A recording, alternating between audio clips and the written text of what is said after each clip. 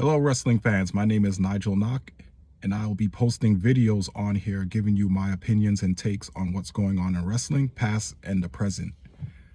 My page is Nigel Knock. You can subscribe and like and give me your opinions on what do you think, if you agree or don't agree with my takes. Yesterday, I was reading a couple of articles from Cage Side Seats. They had an article on the 30 shocking betrayals, heel turns in wrestling history, WWE, I think Crockett, WCW. So the top two were, number two they had as Hulk Hogan joining the NWO, and number one was the John Cena turn.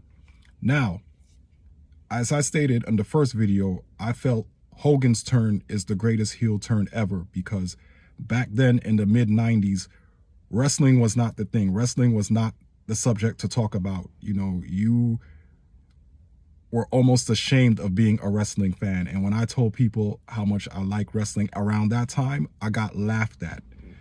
So when Hogan turned heel, that changed the face of wrestling, not only for himself, because that red and yellow and that Hulkamania thing and the thing with the air was dying out. So it had to be a change. And when he did that change and formed the NWO, it not only changed the course of wrestling, but for WCW, the Monday Night Wars, and then WWE had to step up, and that's where Stone Cold, The Rock, and the Attitude Era came in, and it was a big, major boom.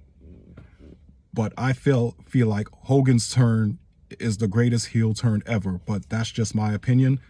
Let me know what you guys think as well. But I also want to talk about another article Cage Side Seats had as well. They were talking about the turns that weren't on that list. They gave about 3 turns that they felt that didn't make the list and wasn't really talked about.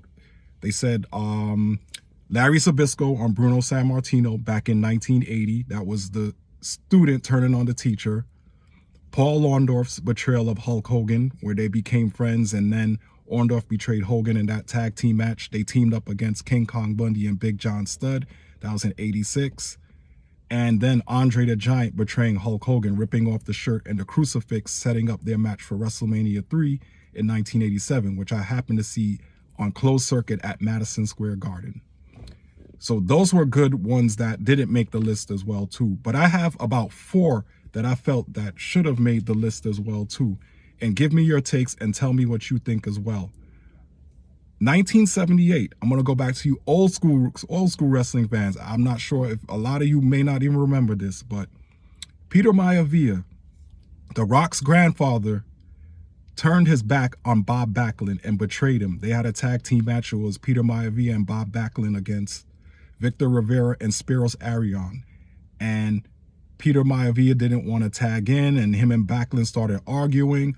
Arnold Skolden, Bob Backlund's manager, got involved, and Peter Maivia ended up attacking Bob Backlund, and they set up a few matches at Madison Square Garden, a series of matches at Madison Square Garden back in 1978.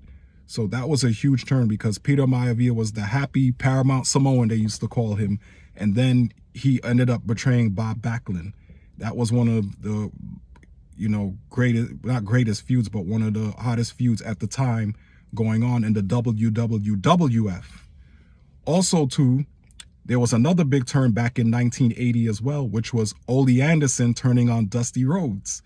Ole Anderson was a villain in the beginning, early in his career, and then turned face and started teaming up with Tommy Rich, Tony Atlas, and several other baby faces at the time in the Georgia territory. This was back in the days when they used to have the territories.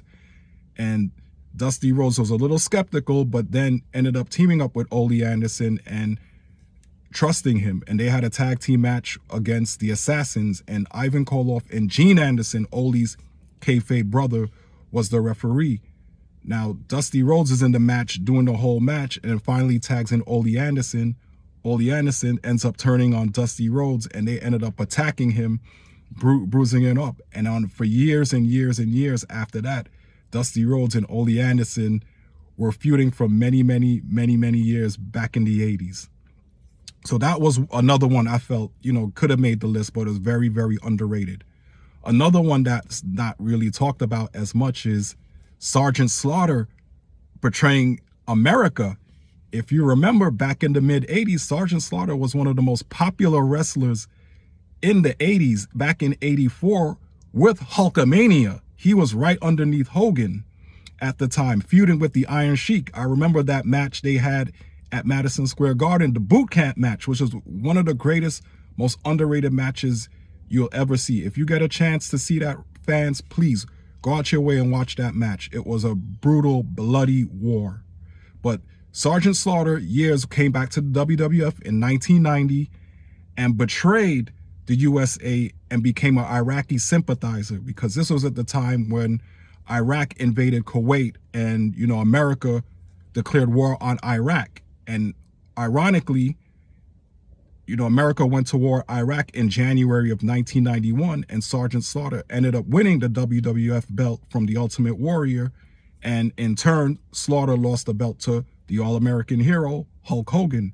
But Sergeant Slaughter's betrayal of America, because that was, I mean, I don't even know how to describe it, because from when I'm hearing from the stories where they had to have security, you know, at his home, he had to walk with security because of the sensitivity and the tightness going on at that time too, because we're trying to, you know, separate fact from fiction. But at the same time, you know, it was something that was going on for real, and fans did not like it. And I remember that time too, it was crazy. Then also another one that I felt, which was very underrated too, was the Jake the Snake Ultimate Warrior situation, where Ultimate Warrior is feuding with The Undertaker. If you guys remember back in 1991, Ultimate Warrior was on Paul Bearer's funeral parlor, and The Undertaker ended up putting him in the casket. And then Jake the Snake came on after a couple of months after and told Paul Bearer that I will reveal the secrets of The Undertaker to the Ultimate Warrior. And I know the first week he put him back in the casket, closed it, opened it back up. The second week he had him digging a grave and putting the Ultimate Warrior in there, which seemed to work. Then the other one, the last one, the final test was he put him in a room full of snakes, and a cobra ended up biting the Ultimate Warrior. And the Ultimate Warrior was, you know, passing out, broke the door open, and then come to reveal, the Undertaker's there with Jake the Snake. Jake the Snake hands his hand out saying, come. And he told the Ultimate Warrior, never trust, I'm a snake. You never trust the snake. So those are my 4 betrayals that I felt maybe should have made the list, maybe not. But those were, to me, were very, very underrated, shocking heel turns as well.